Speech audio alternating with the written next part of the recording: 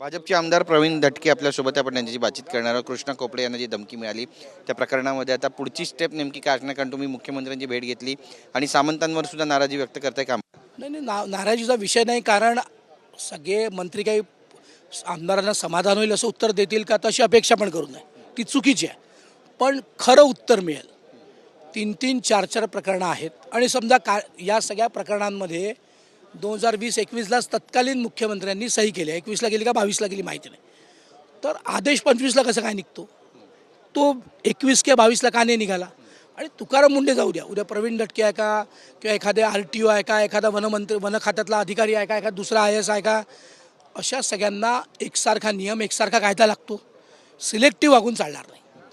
आणि जर 21मध्ये सही झाली, 22मध्ये सही झाली, तर आदेश 25मध्ये निघाला, याच्यावर आमचं ऑब्जेक्शन आहे.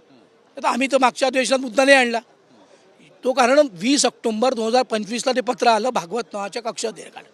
त्यामुळे असं सिलेक्टिव्ह सरकारने वागू नये, सामंत साहेबांच्या किंवा UD विभागाच्या खात्याने असं वागू नये आणि चुकीचे उत्तरं सभागृहात देऊ नये या मताचा मी आहे.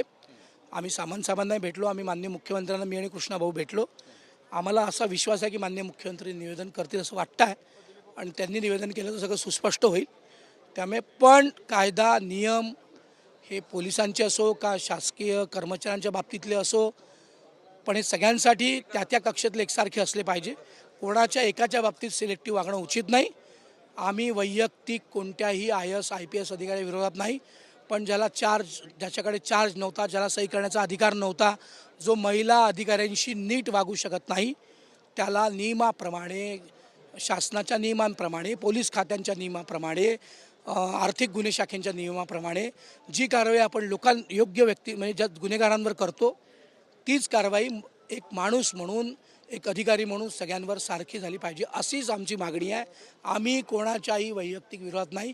ते पत्र आम्हाला हाती लागलं, त्याच्यामुळे आम्ही हे प्रश्न विचारले. तुकाराम मुंडे यांना उदय सामंत पाठीशी घालतात असं म्हणावं, किंवा त्याचा तुमचा थेट आजच्या त्यांच्या प्रश्नांचं उत्तर देण्यात अशी शक्यता मला आज वाटते आहे. नक्कीच. पण पुढचं पाऊल नेमकं तुमचं काय? आम्ही माननीय मुख्यमंत्र्यांना भेटू. आमच्या मुख्यमंत्र्यांवर विश्वास आहे, ते यातली सगळी सुस्पष्ट स्थिती ठेवतील असा आम्हाला विश्वास आहे. महायुतीतलेच मंत्री आहेत आणि मग महायुतीमध्ये समन्वय नाही असं म्हणावं? ते समन्वय या एका प्रश्नाकरता समन्वयाचं नाही. कसं आहे, सामंत साहेबांनी प्रवीण दटके किंवा कृष्णा खोपडेच्या समाधानाकरता उत्तर द्यावं का, तशी आमची अपेक्षाच नाही. पण खरं उत्तर द्यावं, स्पष्ट उत्तर द्यावं. आणि हा पुरावा आला, तो पुरावा, तो त्यांनी पटलावर, मग तर ते पटलावर आधीच ठेवलं असतं तर विचारण्याची पण परिस्थिती नसती आली.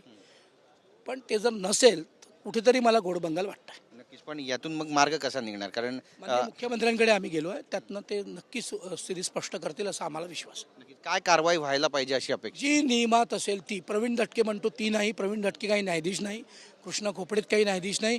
जी नियमात असेल, जी कायद्यात असेल, ती कारवाई अपेक्षित आहे. हलबा समाजाचं मोठं आंदोलन सुरू आहे, तुमची प्रतिक्रिया? त्यांच्या मागण्या हक्काच्या आहेत, त्या खऱ्या आहेत, त्या मिळायला पाहिजे. खूप वर्षांपासून त्यांच्यावर अन्याय होतो आहे.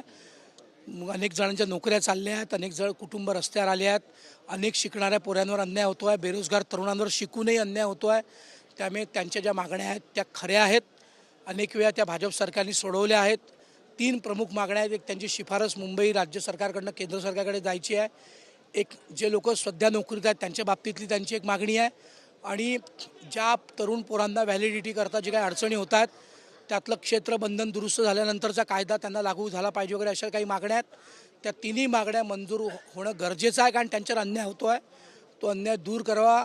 यातनं बहुसंख्यक आदिवासी आणि कमी संख्यक आदिवासी असा जर प्रश्न असेल तर त्यातला योग्य निर्णय, योग्य मेळ सरकारने साधावा. पण महाराष्ट्रातल्या राहणाऱ्या सगळ्या योग्य आदिवासींना त्यांचा न्याय मिळायलाच पाहिजे आणि हलबा समाजाची मागणी त्याच पद्धतीची आहे. त्यामुळे त्यांना तो न्याय मिळालाच पाहिजे असं मला सरकारकडे माझी मागणी आहे आणि निश्चित त्याच्यावर तोडगा निघेल असा मला विश्वास आहे. आमची बातचीत केल्याबद्दल. तर हलबा समाजाबाबत काही तोडगा निघणार आहे का पाहणं महत्त्वाचं ठरणार आहे. पण प्रवीण दटके जे भाजपचे आमदार आहेत ते आता मुख्यमंत्र्यांकडे जाणार आहेत. उदय सामंत यांनी जे उत्तर दिलेलं आहे त्या उत्तराची तक्रार करण्यासाठी नेमकं काय घडेल पाहणं महत्त्वाचं ठरेल. कॅमेरा पर्सन मनीष विचारेसह गिरीश गायकवाड, TV9 मराठी, नागपूर.